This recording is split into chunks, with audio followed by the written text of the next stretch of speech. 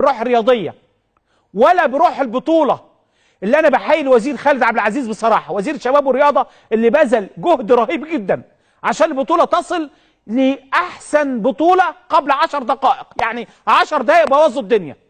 غير كده كانت البطوله ناجحه بامتياز، جمهور بيحضر، خرج الاهلي والزمالك الفريقين الكبار في مصر ولم يؤثر على الحضور الجماهيري. الجمهور المصري امبارح بيشجع الترجي وبيشجع الفيصلي الاثنين، لان هي دي بطولتنا احنا، بطوله عربيه مقامه على ارض مصريه. وكان يعني مش عايز اقول لكم اللي كان بيتعمل قد ايه، ولكن بقول لكم الصوره ديت كانت صوره مسيئه للفيصلي قبل ان تسيء لاحد اخر. عشان كده النهارده في اجتماع للاتحاد العربي عشان ياخد قرارات في تسريبات بمنع وكده، لكن في اجتماع اعتقد مساء هذا اليوم، لانه اللي بقول لكم اللي قدامنا دي مش لعيبه كوره، ده مش انتقام من حكم، لا ابدا. اللي قدامنا ده صوره مش معناه لا خالص، بقول لكم لم نراها قبل كده على الاطلاق.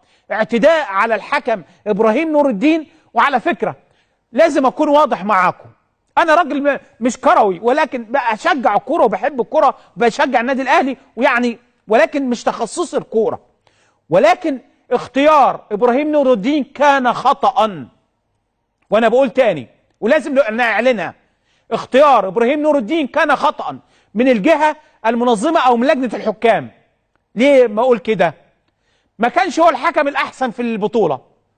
تاني، ابراهيم نور الدين لم يكن الحكم الاحسن، لانه ادار ماتشين ولا كذا ما يجيبوش للنهائي. هات واحد ادار 4 5 ماتشات. عندك حكم الجزائري مهدي عبيدي، ده احسن حكم في البطوله، هو اللي كان يستحق يدير المباراه النهائيه وتبعد مصر عن الموضوع.